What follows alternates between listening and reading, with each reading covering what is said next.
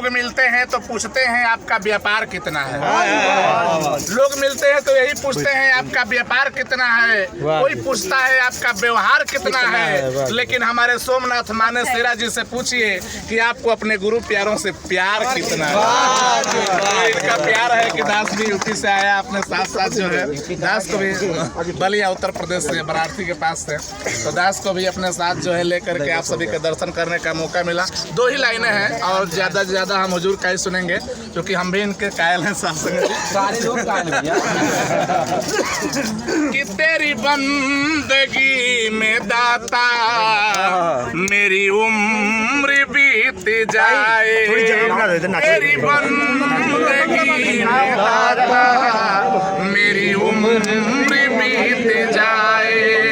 अपने लिए तो जीते हैं, अपने लिए तो जीते हैं, औरों के काम तेरी बंदगी में दाता मेरी उम्र बीत जाए, तेरी बंदगी में दाता मेरी उम्र बीत जाए।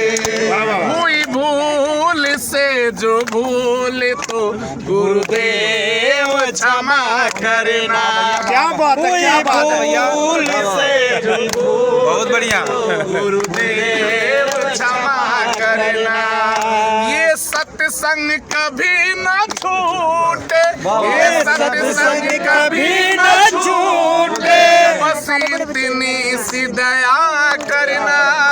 हुई भूल से जो भूल तो गुरुदेव क्षमा करना। गर प्यार में कमी हो, व्यवहार में कमी हो, क्या बात है, क्या बात है।